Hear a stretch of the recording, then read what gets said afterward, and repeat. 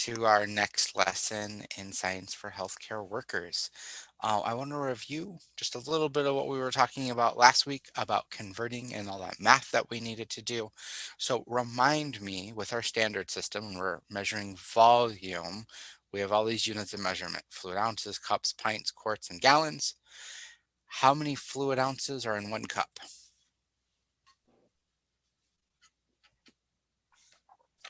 You're like, oh, Sean, you said we didn't have to have this memorized, which is true. You won't have to have it memorized, but I'm just seeing what we got.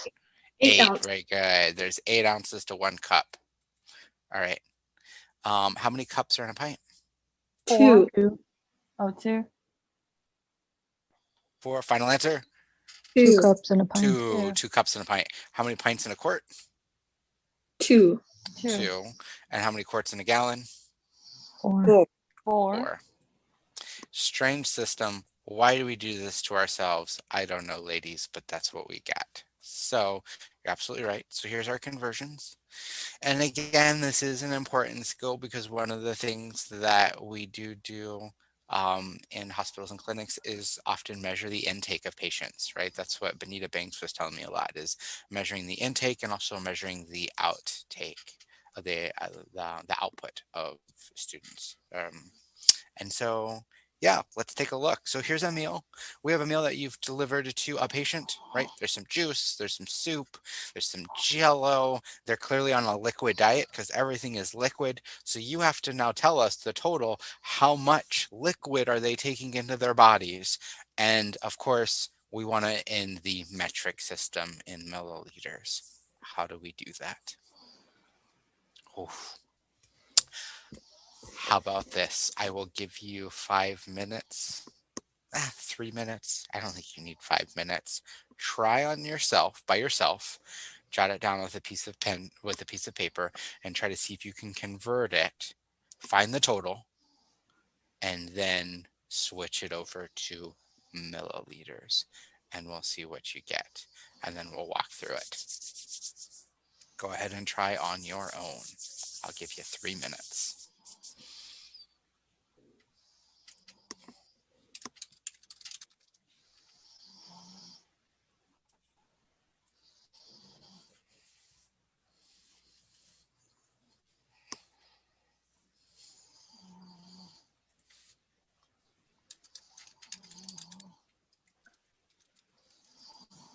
Do you see the problem? Oh, my goodness. I'm sorry. That was so rude of me. Thank you, Libby. You didn't memorize it already? Come on. All right, time is up. What are we getting, ladies? I got 176 ounces. All right, any other answers?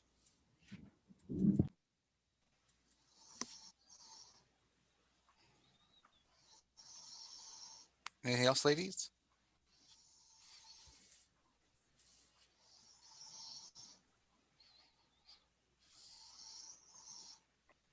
It's 118.294 milliliters. 118. 0.294.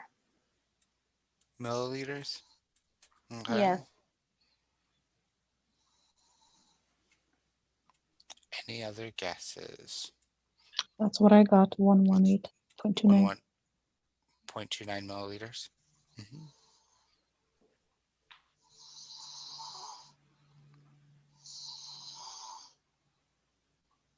Okay. I disagree because 1 pint itself is 400 milliliters, and there was 1 pint of ice cream. So just the ice cream alone is 473 milliliters. Wait, we were supposed to add them all up together. Yes. Mm-hmm. Oh, Yep. that's why I got it wrong. Oh, what did you do? That was just for the juice. Oh, that was just for the juice. Gotcha. So the juice is 118 milliliters. That I would agree with because you think, because 1 ounce is 29. So you think 29, 29, 29, 29, 29 times 4, 20, 30, 40, 50, 60, 70, 80, 90. Yeah, 118. 118 milliliters would be the juice. What's the total intake of everything? So Libby said 176 ounces. I got 112 ounces, but I could be wrong. I did it really quickly. Let's check. So let's first change all of these and convert them into ounces. So 4 is already done. That's 4 ounces. How many ounces is half a cup of Jello? 4. 4 ounces. Yep, because 8 is a cup and half of that would be 4. 4 ounces. All right. How many ounces is 2 cups of soup? 16. 16. Yep, 8 and 8 is 16. All right. How much is a cup of coffee? 8. 8 ounces. How much is half a gallon of water? This is the hard one. Half a gallon. We're going to have to convert it all the way down the line. So half a gallon is how many quarts? 2. 2 quarts. And that would be how many pints? 1 pint. No, we're going backwards. Hey, The way. So there's 4 quarts in 1 gallon. yep, there's 4 quarts into a gallon. So that would be, Oh, okay. so half a gallon would be 2 quarts. 2 quarts is how many pints? 4. 4. Yep. 4. Yeah, 4. Because there's 2 pints to a quart, so 2 quarts would be 4. So 2 times 2 is 4. All right. How many cups would be 4 pints? If there's 2 8. cups for each pint, yep, we'd have 8 of them. And now if there's 8 cups, how many ounces would that be? 8 times 8. 16. Nope. That'd be 8 times 2. Oh, 8 times 8. I actually did the same thing at first too. So I was actually, when I put it in my cup, I'm like, whoa, whoa, whoa, whoa, whoa. That's not 64. 16. And 64. 64. Yeah. Yep, 64. 8 times 8 is 64. So we know that half a gallon is 64 ounces. So here's our 64 ounces. And then our 1 pint of ice cream. How many ounces is 1 pint? We have to work back just a little bit. With 1 16. pint is 2 cups. 2 cups is 16 ounces. Those are 16 ounces. All right, now let's add all of those together. We have 4, 4, 16, 8, 64, and 16. Yeah, 64 ounces. I got 128 ounces for the half a gallon. So, Is that where it was? yep, I guess. Yep. And that was it because of the 4 quarts? Knowing that half would be 2 quarts. I don't really know where I went wrong there. Where you went wrong. Get that one. All right, so let's see what we got here. I have 4 plus 16 plus 8 plus 64 plus 16, 112. All right, are you with me so far, ladies? Any Yes. questions on how we got that? No. Now we need to convert 112 ounces into milliliters. How do I do that?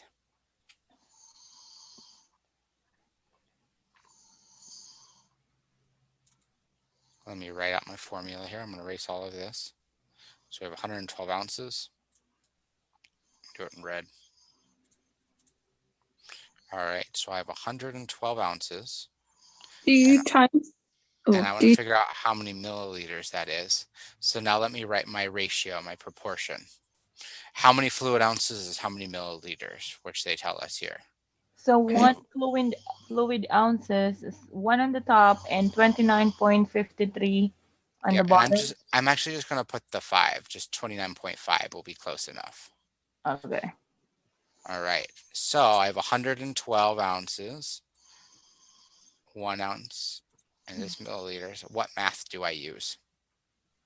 Cross. I'm going to cross multiply. So I have 112 times and then divide by 1, which is the same answer. So 112 times 29.9. What do we get? 3,304. Yes, and that's what I got. 3,300 and was it 24? I don't know my calculator up. 04. 04. Yeah. So, and that's milliliters. Now, how many liters would that be? We're just going to move the decimal point. How many liters?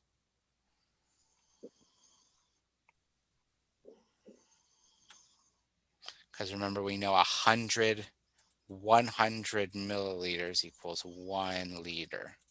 So we're going to move that decimal place over. It'd be 33.04. Oh, I'm sorry. I take it back. It's 1,000. Oh, yes, 1,000. 1,000 milliliters equals 1 liter. I had a little brain fart there. 3.304. Correct. Yeah. And the way I remember that is if you think about like bottles of alcohol in the store, they're always 750 milliliters, right? That they're almost a liter, right? Because a liter would be 1,000. And the only reason why I know that is because I was a bartender. Because if you actually go into a bar, official bars, all of their bottles of alcohol are exactly 1 liter.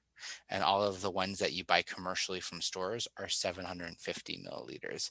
And that's actually how the Liquor Commission separates where bars are buying their alcohol, because bars have to buy their alcohol from the Liquor Commission.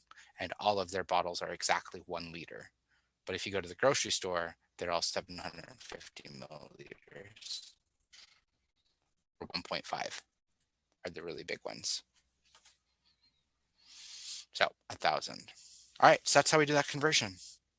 This is a hard skill, so something to really to practice. Like I said, Benita Banks, the CNA instructor, will actually give you a little chart with all of the measurements and things, because they know at the hospital, they try to make it as easy as possible. For example, the juice is always 4 ounces, and they know every time you get juice, it's 4 ounces.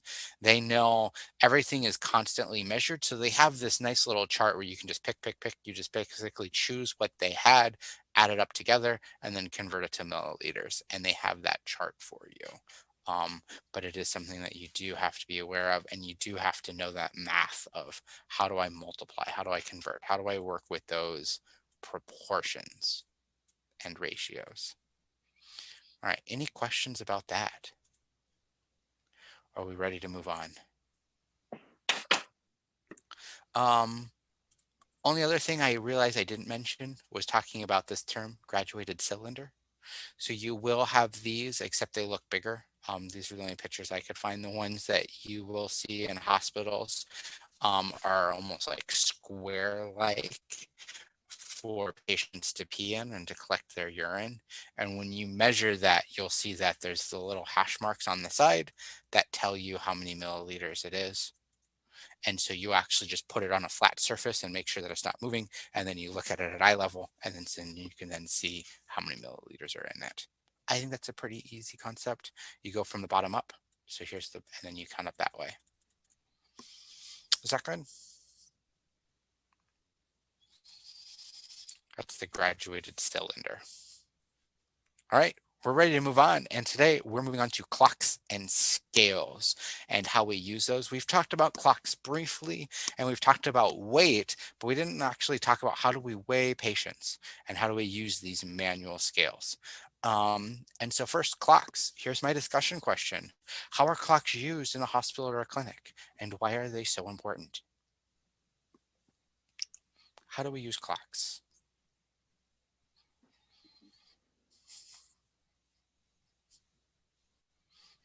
We use clocks in senior center as a military time. Yep. Mm-hmm. They Yep. want to do that. So it's always 24 hours. And that's something that we are going to talk about today too. So that way there is no confusion on, was it 3 a.m. or 3 p.m.? Was it 6 a.m. or 6 p.m.? There's no confusion, because you know if it's 6 a.m., it's 0600. And if it was 6 p.m., it would be 1800. So you know for sure what time of day it was. Do we have to say 0600 or 600? Like, That is a good question. I don't know. That would probably be a better question to ask or just kind of listen with your coworkers. I've always called it 0600, but okay. that's what the military specifically says because my parents were both in the military. And so I grew up one military time. They were like, you will be up at 0630 for breakfast. And Well, if so, it's military, then it's probably the way then. yeah. And so I don't know how some people use it. And I'm assuming each hospital and clinic and culture might be a little bit different too, but they might say, oh, 600, or they just might say 6 o'clock, 18 o'clock, 1800. I don't know. That's a good question. I can ask Benita and see if she can get back to me.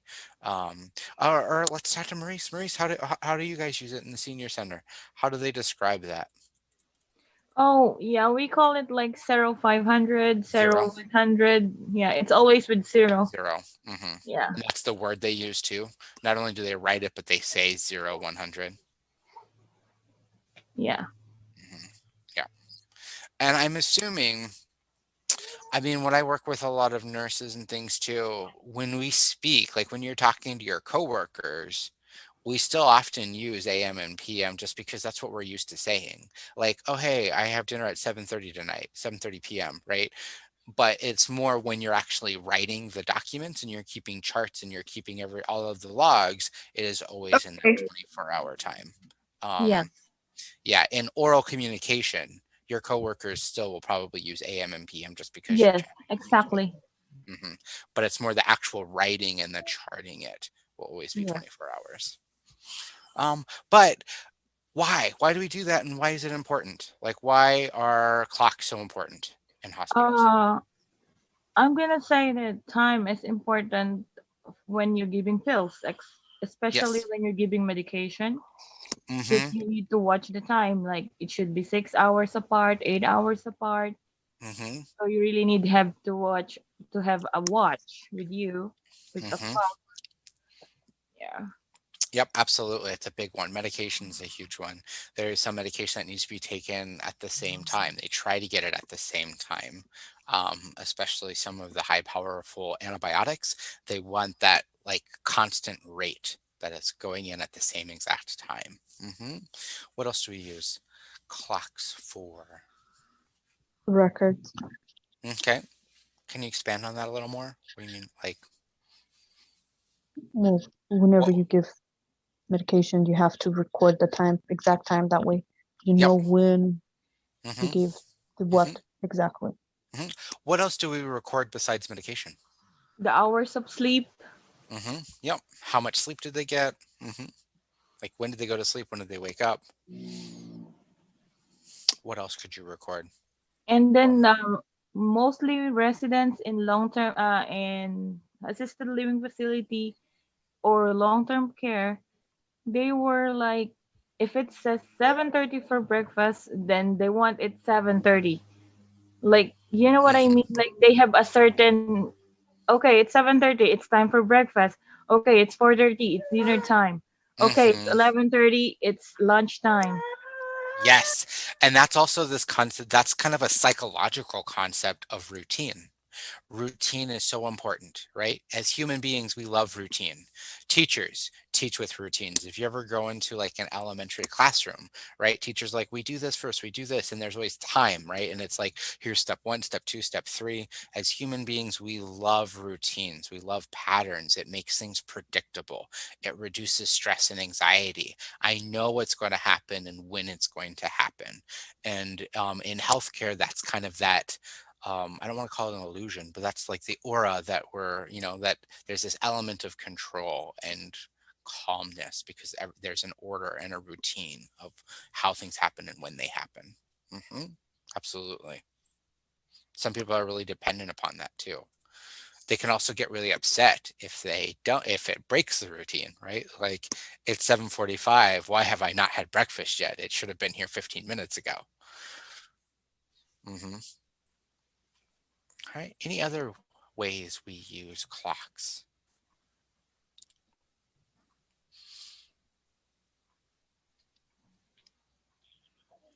We talked about this when we were in the biology unit, when we were looking at requirements for life, and we specifically looked at vital signs.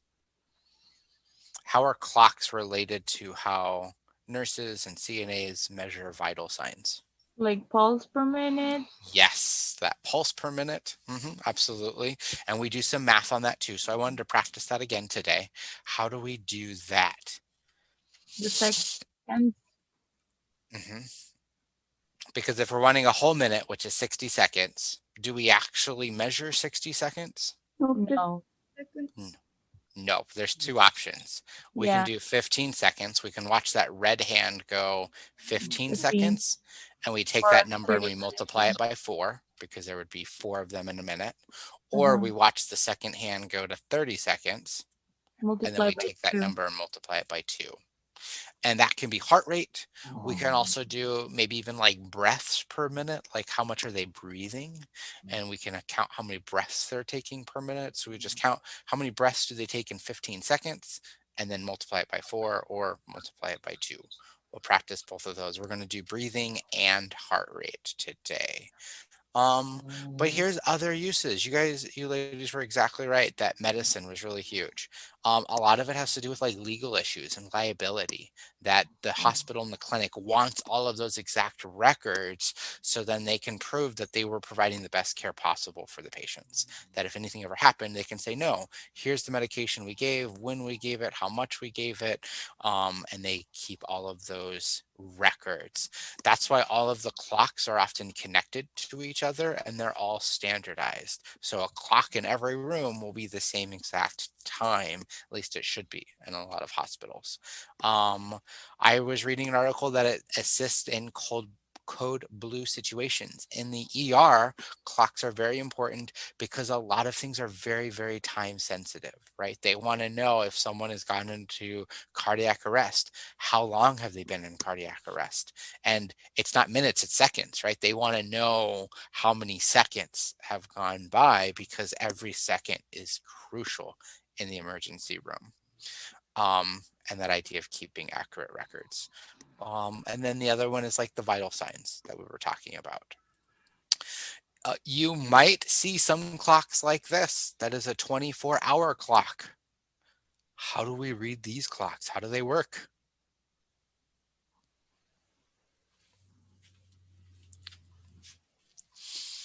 First off, have any of you ladies seen a 24-hour clock itself? Never. Never seen Nope. one? Nope. They do exist. I've seen them in some places. How do we read a 24-hour clock?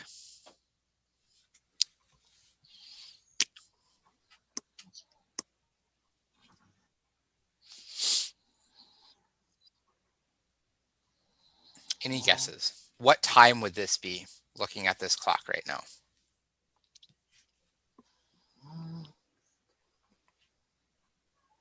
10:10? It's Yes. Not 10:10. it's 20:04, which is 10:04. It is not 20:04, but it is 20, but not 20:04. Uh-huh. The 10 I part was have no correct. idea. So it would be 2010. And what time Okay. is 2010?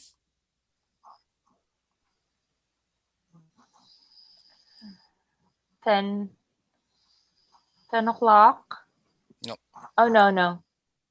It's 9.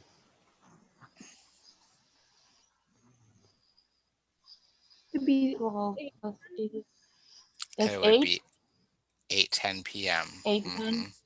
8:10 p.m. Oof. So how do we do this? I have another clock here. Same thing, looks just a little bit different. But so the big numbers that we're seeing are the hours. So there's going to be the little hand, and the little hand is always going to point to what hour it is, just like on a 12-hour clock, right? Is it 1? Is it 2? What hour is it? Is that little hand? Then the big hand is still going to be the minutes. And on this clock, the minutes are on the outside. So we still have 5 minutes, 10 minutes, 15, 20, 25, just like the 12-hour clocks that we're used to seeing. So that big hand, as it goes around, that big hand is going to be exactly the same as a 12-hour clock. The only thing that is different is that small hand. And so when we go back to this one, if we think about the 12-hour clock, that is 10 minutes, right? Because we have 0, we have 5, we have 10, and we have 15. This would be 10 minutes. That'd be our minute hand. And then the hour hand is the small one, which would be 20. So it would be 2010. And if we wanted to convert that to the 12-hour system, I'm going to subtract 2.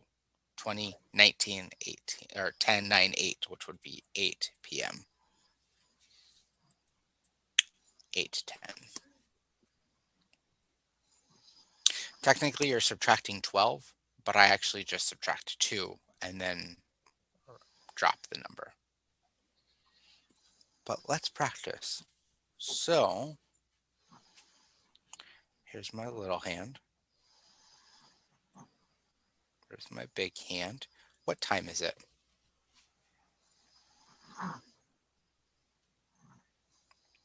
Oh, 945? Yes, very good. Yep. 09:45. So it's the 9th hour, and then we have 45 minutes. All right, next one.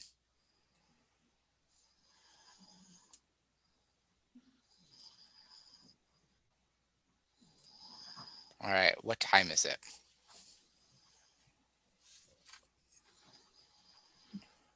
10, 10, 10. It is 10:10.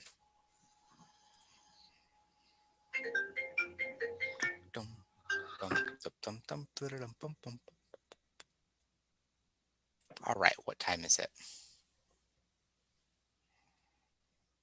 Oh, that one's a little tough. I'll actually rewrite the small arrow. It is between the 17 and the 18. It is right between the two of them. 1730. Yes. So how would we convert that into a 12-hour clock? We're going to subtract 2. So what's 7 minus 2? 5. 5:30 p.m. So in my mind, that's what I do. I always think subtract or add to, right? If I'm going from military time to standard, I just think, all right, what does it subtract to? Right? 7, 8, 9. 7, 6, 5. So it's 5 p.m. If I wanted to go backwards, I add 2. So if it's 5 p.m. in military time, 5, 6, 7, so it would be 17:30. In actuality, it's 12, not 2. But I do 2, and then I just add it's easy for me to just drop the number, right? To just drop the 1, but it's actually 12, not 2. The only ones that it gets a little bit complicated for are the bigger numbers up here. So let's do, so here it's going to be between 22 and 23. So my little number is 22 and 23. Big what is here? What time is it?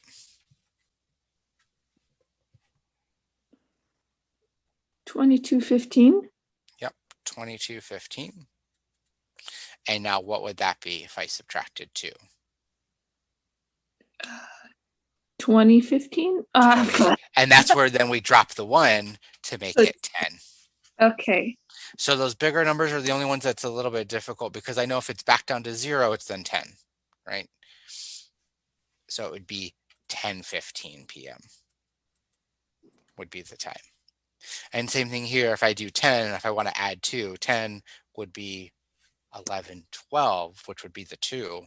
So then it's 22. Does that make sense? Yeah. Am I explaining myself there? Yeah, because that's how my brain does it, is just I think about 2 and then I just drop the 10s. All right, next one. We'll do another big one here.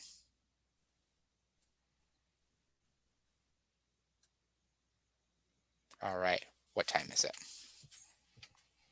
It is between the 23 and the 24. 2340.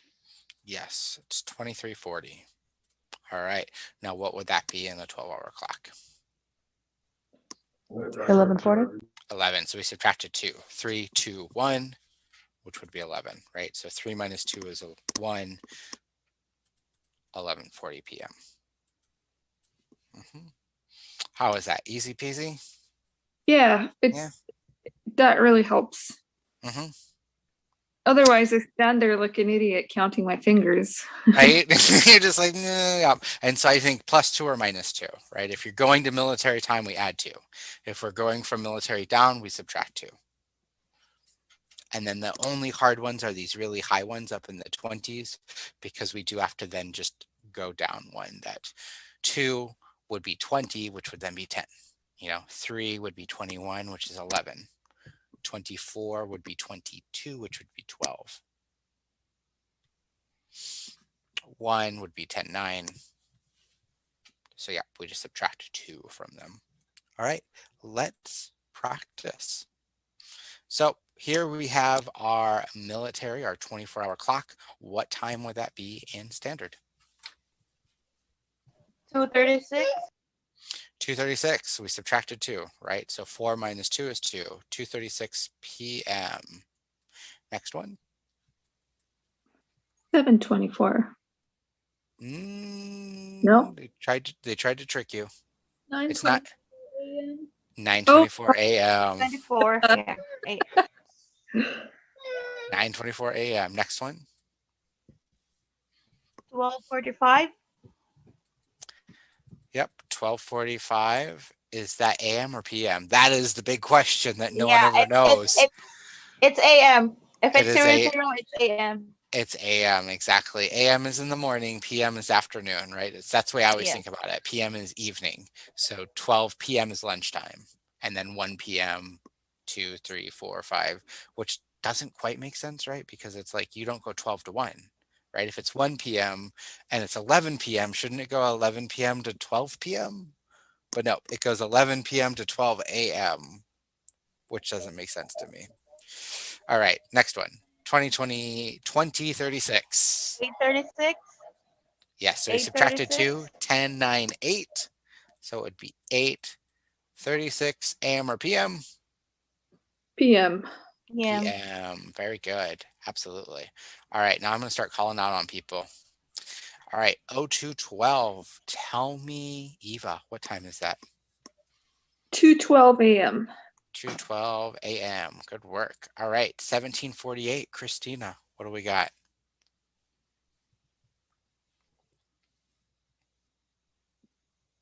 5:48 p.m. Yes, 5:48 p.m. All right, Libby, 12:15. 12:15 p.m. You got it, 12:15 p.m. It is lunchtime. I'm hungry. All right, and then Maurice, 23:56. It's 11:56. AM or PM? PM. We got it there. Perfect. And so that is military time. This is the time that they will require you to keep all of your logs and everything of when you give medication, when they go to the bathroom, when they get up, when they go down, when do they have meals, when certain things happen. You always keep your logs in military time. All right, here's a few more practices.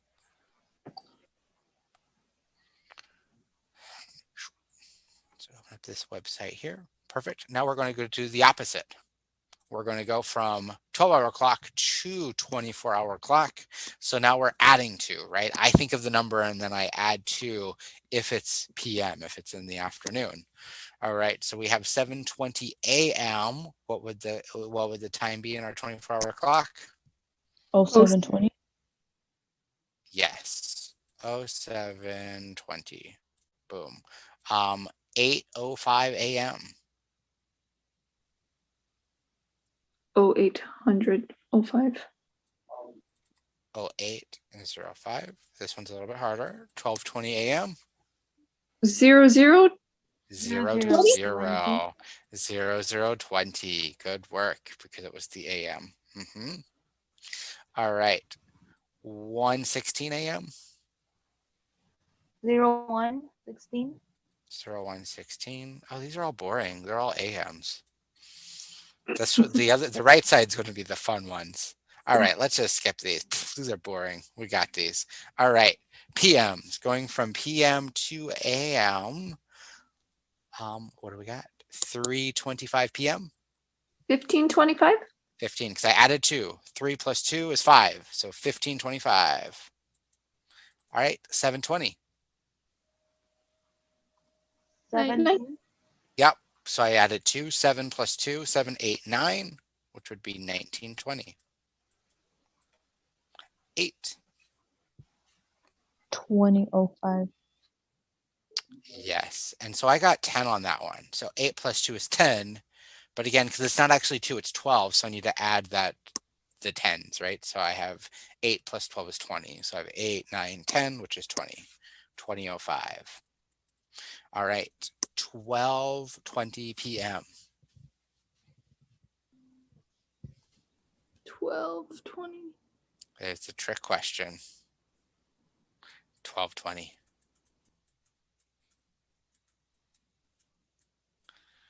All right. 1:16 p.m. 13:16. Yep. 13:16. 4:56. 16:56. 16:56. 10:42. 22:42. Yes, because we have 10, so that 0 plus 2 is 1, 2, so it would be 22. 22:42, and then 12:51. 12:51. 51. Yep, 12:51. All right, the last thing we have is I do have some clocks. So let's start with Eva. Eva, tell me, what time is this in military time in 24 hours? And it's AM. It's AM. Mm-hmm.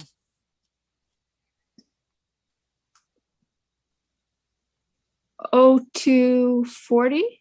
Yes, I agree. 02:40. Christina, next one. Here's our clock, and it is AM.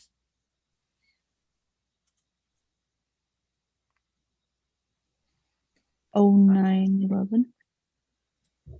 Oh, not quite. Not 11. Sorry, 55. Yeah, 55. And is it 9 o'clock yet? No, it is getting to 9 o'clock. Sorry.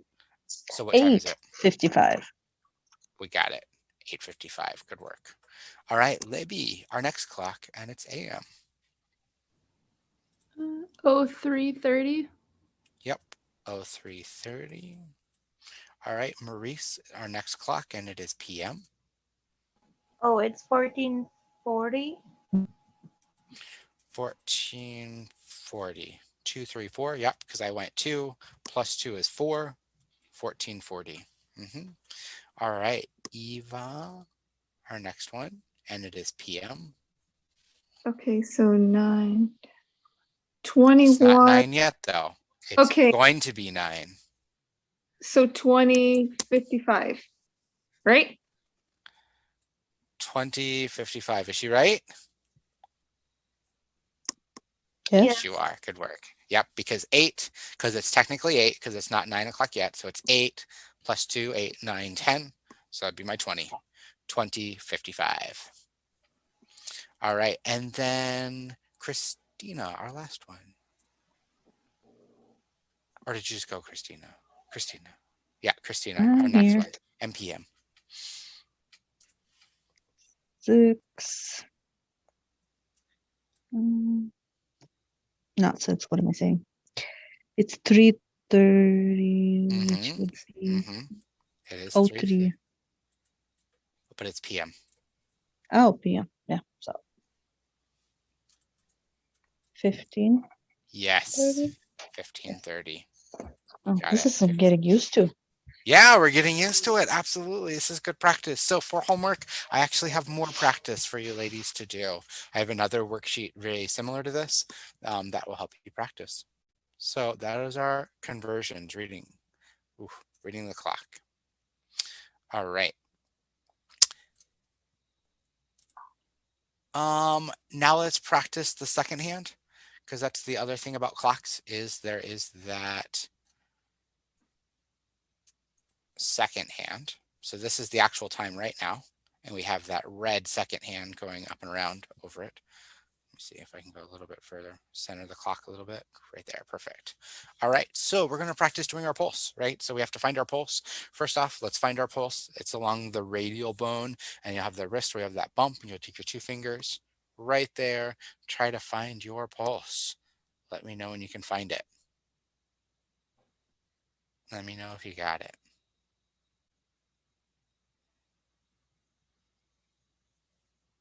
Do you got it? Got it. Got it. Got Yes. it? You got it? Yes. All right.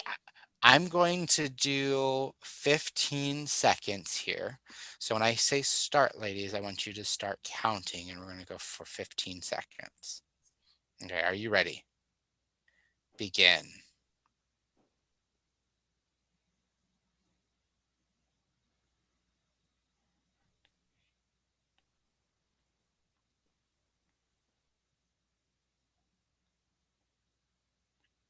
Stop. All right, I had 17. All right, Eva, what did you have? I think I had 11. 11. Okay, Christina?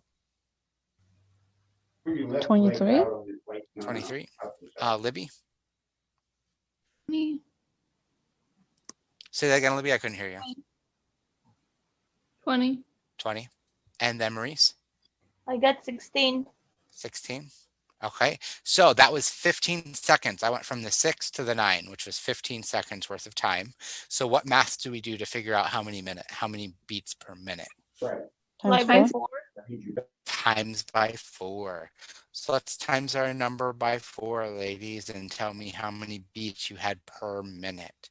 So if I do mine, 7 times 4 is 28. Carry the 2, 4, 5, 6. So I had 68 beats per minute. What did you have, Eva? 44. 44. That's really low.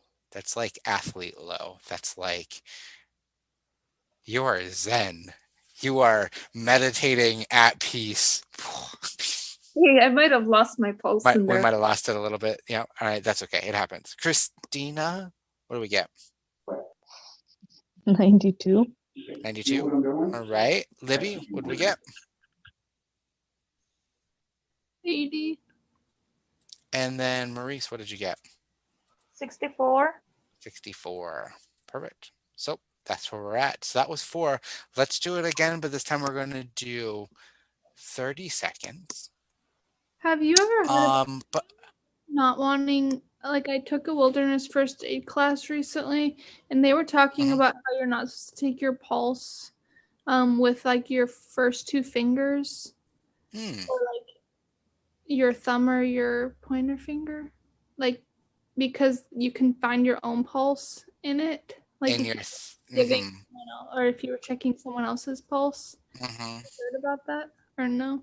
I have heard about the thumb, that your thumb, because there's a lot of blood flow going through your thumb, that there could actually be like a pulse in your thumb too that's kind of getting in the way too.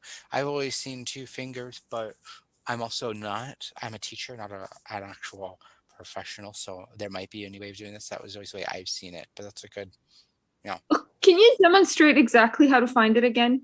yeah. So the way I Make sure. find it, and so here's my wrist, and I go to the top part of my wrist, right?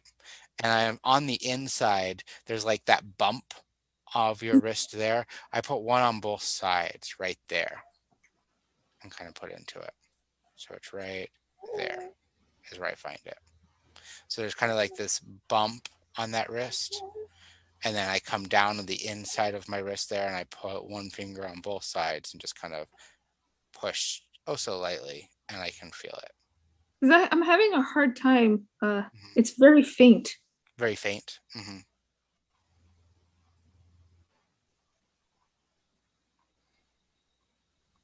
And then maybe it doesn't help either. It's like moving the wrist. Have you also tried your carotid artery up here? If you actually put your hand up here on the side of your neck, you can feel the. That's what I did with the first one. I used So carotid. yeah, you do the carotid artery too, which is often easier to find sometimes. Okay, I think I found it. I think I'm human. You think you're human? Maybe. I think I found it too. I always have better luck on my wrist, to be honest, from doing it myself. But we're gonna do it one more time. But this time we're gonna do it for 30 seconds. Okay. So let me know when you're ready. Do we have it? I am. Ready? All right. I'm gonna start at the 1. Are you ready, ladies? And begin.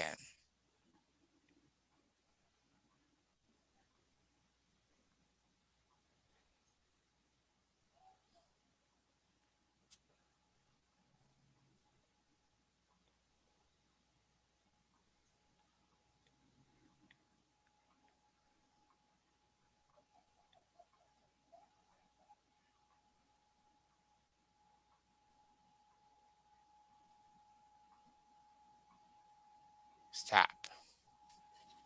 All right, I had 32. What did you have, Eva? 28. 28. Christina? I lost it. You lost it.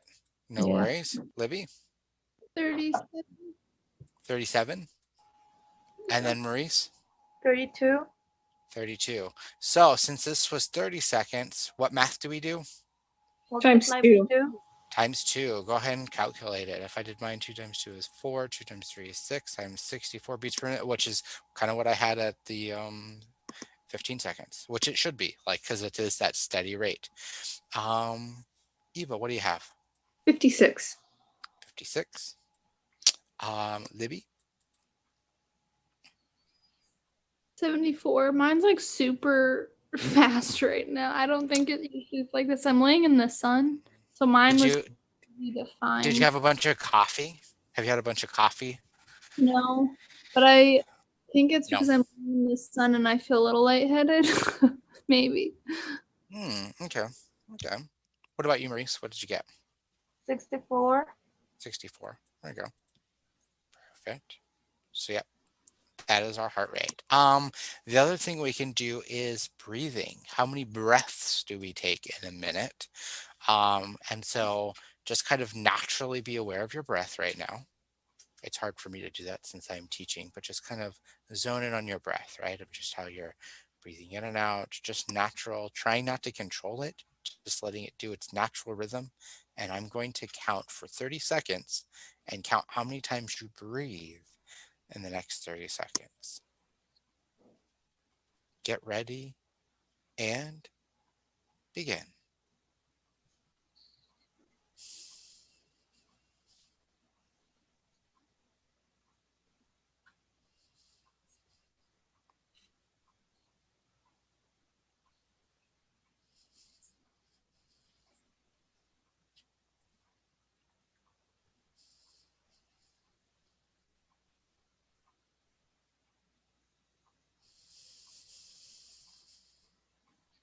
Stop. I had about 5.5. I was like halfway through a breath when we stopped. So about 5.5. How about you, Eva? How many did you have?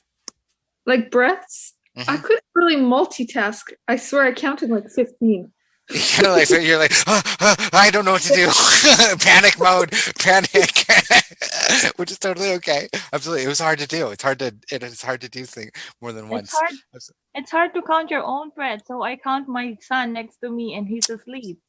Oh, when he's asleep, how many did he breathe? That's awesome. Well, I count him because mine was like, am I gonna breathe? You know, when you mean like, I'm so nervous to count my own breath, but I'm counting his. So I count 12 on him, and he was asleep. Gotcha. Yep, and he was asleep. Gotcha. 12 breaths. What about you, Christina? Did you get a number? I got 8. 8 breaths. Yep. And then Libby? I also got 8. 8 as well. Yeah. I might have been taking slower, longer breaths too, because I do a lot of meditation. And so when I'm kind of like, all right, don't focus on the breathing, it's always like really slow.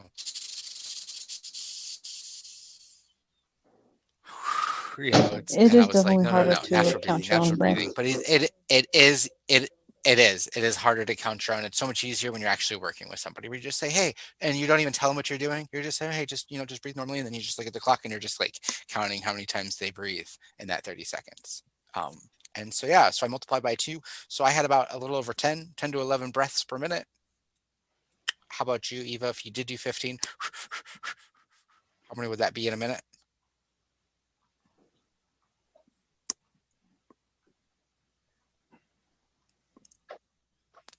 Eva might have left us. Can It's someone 30 help us? for her. It is 30 for her. Christina, how many did you have? If you did 8 breaths, how many would that be in a minute? 16. 16, because we multiplied by 2.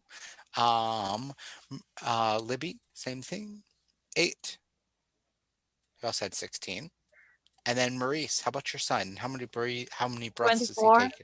He takes 24 24. breaths. 24 breaths in a minute. And I think he's up now. He's like, what? You woke me. Excellent. All right, so that is our clock. Any questions about clocks and how we use them? If not, we are moving on to our next topic, which are manual scales. Ladies, have you seen these scales before? Yes. Have you used one School. before? As a patient. As a patient? Yep. Did you take your own weight or did they do it? Have you They they did it? Have you seen these at the gym? There's actually, so I go to the Bay Club, and the Bay Club, the men's locker room has one in the Bay Club. I don't know if the women's locker room cool. does. But yeah, that's the only scale that they have at the Bay Club. So you have to know how to use it. So this picture was actually from the Homer thrift store, and it was for sale. It was like $20, and I wanted to buy it so we actually could have one here on campus, but it was already sold. Isn't that sad? Sad day. So I couldn't buy it. But I took a picture of it, thought we could maybe use it here for class. And so here's a model that I created. It's online. All right, let me zoom in on this a little bit. Make this a little bit bigger. Okay, that might have been, yeah, this will work. All right, so here's my scale, and here's the question is how does this work? Okay. Mhm, So you need to move first the bigger one, this bigger one. Yeah, that one. mhm. If your pounds, let's say you're 150, 170, so you need to move it all the way to 150. There's a small spot that, yeah, like a small curve thing in there. Boom. Yep, that one Yeah. right there. That Yes. we're gonna move it right here to this curved one here. Yes, on that spot. Boom. All right, so that's There you go. 150. But you Yeah, said and they were then if 170. let's say my weight is 175, so I need to move the small one all the way to 225. Right there. Right 25. there, and then there's like a balancing thing on the end, like on the end of it there's a balancing thing. It should be in the middle, and then your weight is right. Yeah, it should be in the middle. And so, good job, Marisha did a fantastic job. So, for ladies, if you've seen this before, if you haven't, this here goes up and down, right? And there's like a metal bar on each side, so it'll hit it. It'll go tink, tink, tink, and you want to get it to the point where it's actually not touching, it's actually levitating and floating. It's right between them. That means you have reached the balance of it. So when it is too light, it'll go up. So if I moved this scale here and it's down here and they are 175 pounds, this is too light. And so this top bar will come up here. It'll be up at the top. And as I slowly slide this over, it'll eventually get to the point that if I go past it, like here to 128, it'll now go down. It'll actually hit the bottom. And so then I have to then go back and say, oh, so it has to be less than that. And I slide it a little over this way and I reach the point until it then hovers and is not touching either the bottom or the top, that it's balanced. Does that make sense? Mm-hmm. And so Maurice is right. We always start with the bottom one and we kind of have to estimate. We look at the person and we say, basically, are they more than 150 pounds? If they're more than 150 pounds, we start at 150. If we know they're more than 200 pounds, we would start at 200. If we're not quite sure, they might be like 210. We don't know that. We go on 150, and if we go all the way over to 50 and it's still at the top, we know that they're more than 200. So we slide this all the way back to 0, moved this over to 200, and then we start going and go, there we are. 210 is where we're at. So what makes these scales so special?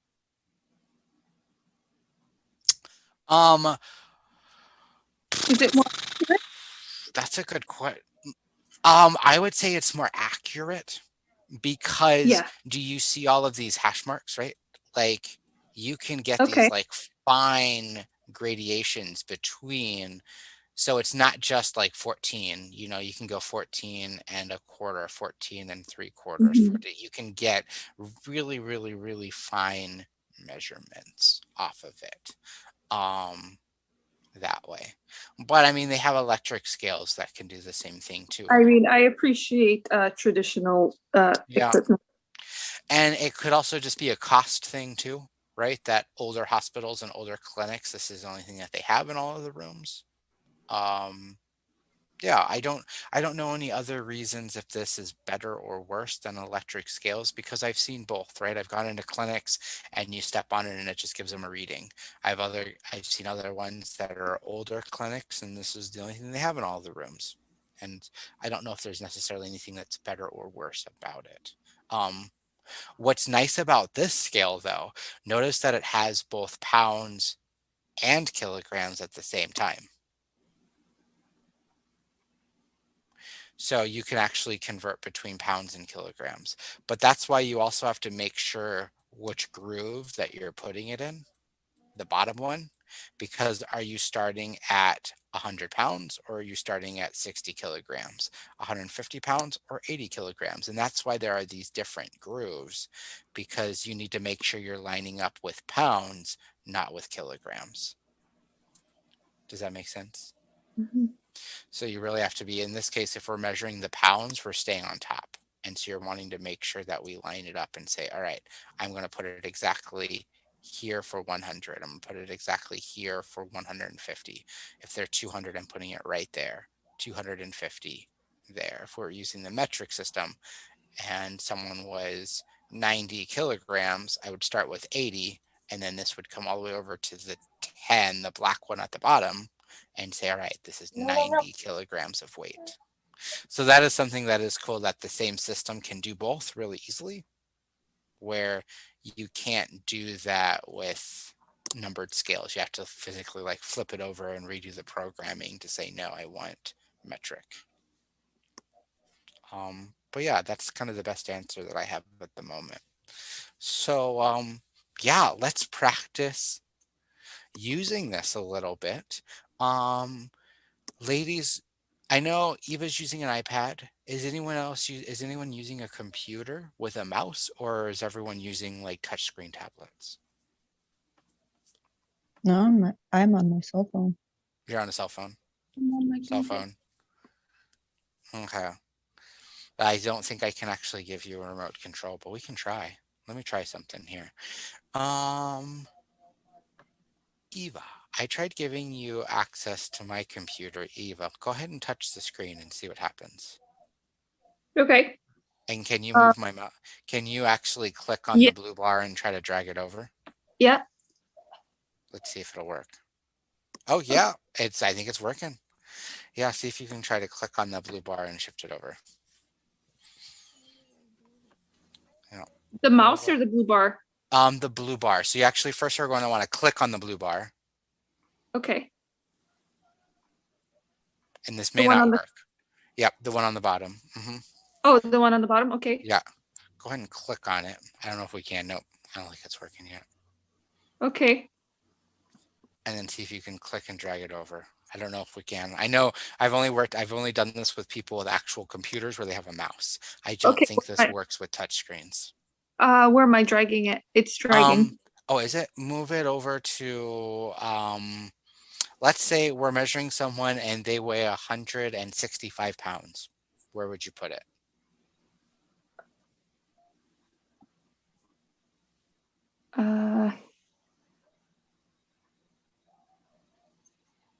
So if they're 165 pounds, where do you start? Do you start at 100 or do you start at 150? 150. Okay, go ahead. Yeah, it's. Yeah, I don't think it's going to click over for you. That's okay. I didn't think it would work. I thought I'd give it a try. So how about you I'm going to have you just tell me. So a patient, they are 165 pounds. Where do I move this bottom bar? To 150. All right. And then where does the top bar go? They're 165 pounds. You're gonna have to help me with this one. All right. So we're at 150. How much more do we need to get to 165? We're already at 150. So how much is left? 15. 15. Yep. So 15 would give us 165. So that top one is going to then go all the way over to 115 right there. So that would be 165. Okay.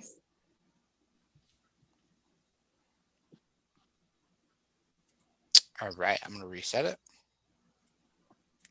Let's go to Christina. Christina, we are measuring an adult who is 210 pounds.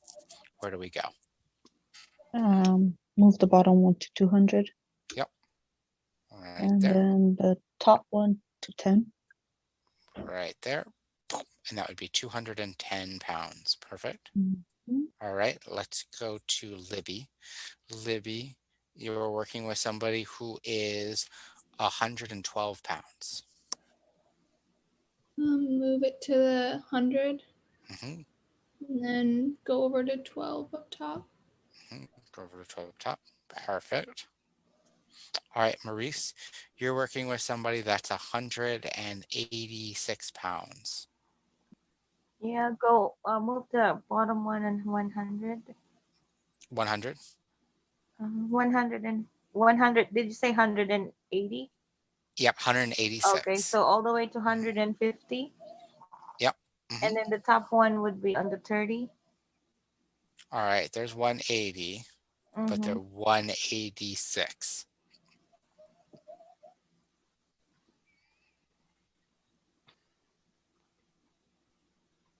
Is that correct? 186? Did you say 180, right? 186. Oh, okay. So we'll go on the 36, all the way to 36. All the way to 36. We got Yeah. it. Good work. All right. Perfect. Any questions about that, ladies? Nope. Does that make sense? Does anyone want to practice again? Oh. It's Ready to actually move on? easier if you keep practicing it on the right on the what do you call this? In exactly, yeah, right there.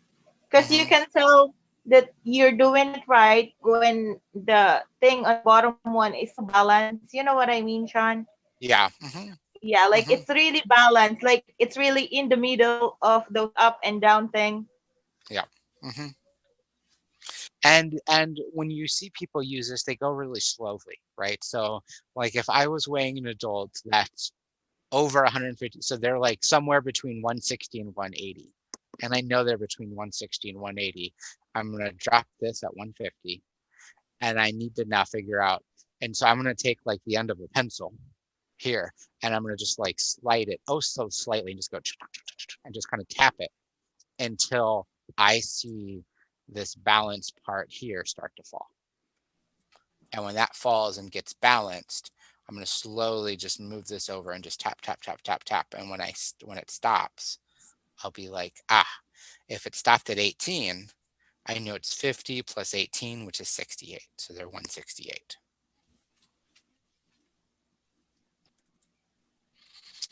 Does that make sense? Yeah, that's exactly it is. You just move it slow, slow, slow. until you Yep. reach Yep. the You just kind of just tap, balance. tap, tap, tap, tap, tap, tap, tap, tap until it starts to balance itself. All right. Any questions, ladies? Any questions about that? All right, well, let's go back to our slides. We are almost done for the day. So that was our next one over scales. The other thing I wanted to talk about really briefly before we leave are just some other tools that CNAs use. So other tools that CNA use, this was an article that I found. Let me open this up here. And so the 6 essential tools that CNAs use, first one is a stethoscope. So again, for like listening to the heart, hearing the heart rate, heartbeat, those types of things, you will see that is a tool that's used. A gait belt, which helps kind of move people and walk with them for safety. Surgical scissors when you're like cutting things, bandages, band-aids, tape, medical tape, so scissors. Using a thermometer, right? Using a thermometer that they have different ones. Some kind of clip on, some go into the ear, some go into the mouth. Just various different types of thermometers to take it. All of our PPE, this is a very popular term right now, especially during the pandemic outbreak.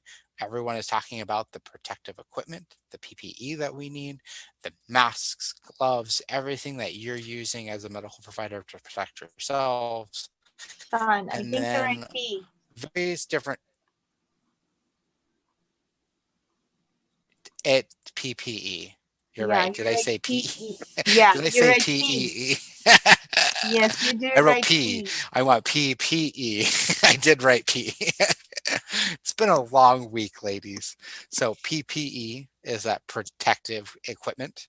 And then other ones, a lot of things dealing with mobility. So all of these aids for disabilities, like you'll have a lot of different equipment based on the individual needs of patients, things that will lift them, different types of wheelchairs, all these different technologies for mobility to help people with disabilities and the elderly.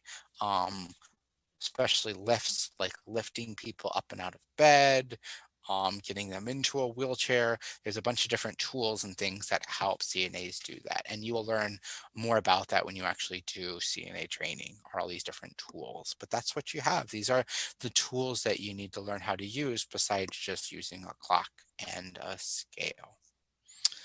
All right, so this article will be attached that you can read through and look at some of those other tools. All right.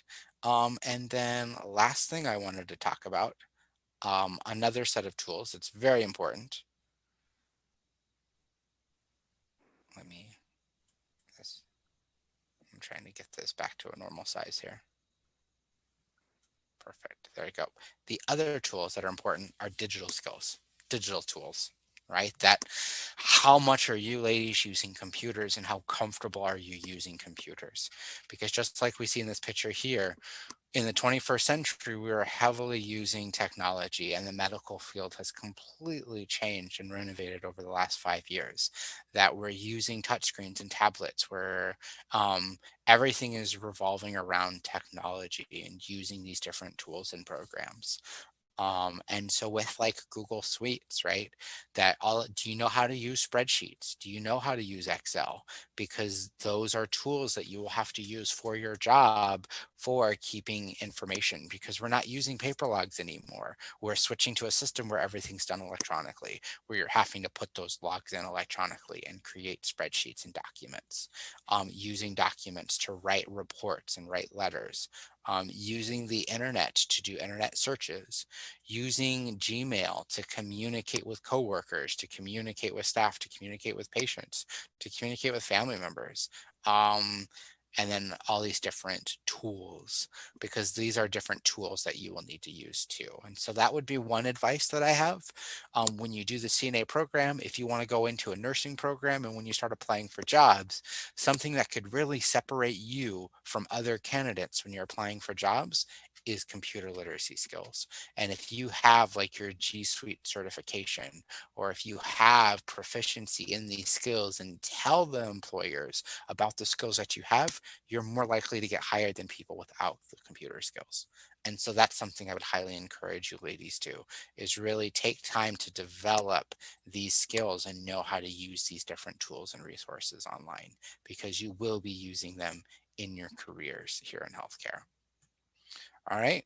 And that's the end of today's lesson over clocks and scales. Let me show you our homework assignment. So I have 2 assignments here. If I go up to week 12, clocks and scales. First one here is converting time. So I have a worksheet like we looked at. This is a different one here where we're going to be converting time from the military 24 hours to 12 hours and vice versa, and practicing this conversion of times. And then the other one is using a scale. This really fun assignment. So I have pictures of the scale at weights of 5 different patients. So you're going to look at the weight of the 5 different patients and looking at their height, their age, and their gender, matching it to the actual scale, the chart that we have. I want you to evaluate their body weight. Do they have a healthy body weight? Are they average? Are they underweight? Are they overweight? Are they obese? Are they extremely obese? Where are they on that chart based on their height and weight? And so let me show you what those look like. And so here's the first one. So like patient number 1 is a 7-year-old female, and that's her weight. So you have to tell me, how much does she weigh, and is that a healthy weight? Patient number 2 is a 32-year-old male who's 5'10". Here's his weight. Healthy, not healthy, where is it? Patient number 3 is a 45-year-old male who's 5'9", and that's his weight. Where is he on that chart? Underweight, average, overweight, obese, or extremely obese? And tell us about it. So that's these assignments there. Does that make sense? Mm-hmm. Yes. And so there'll be 5 of them, 5 little charts for you to look at and then compare it to the actual height and weight chart. They, how is their weight? What level are they at? And that's it. Those are the 2 assignments for this week. I have my presentations, and then I will add that article about different tools that CNAs use. And then I'll get a copy of the video from the recording and put it up here at top too. So.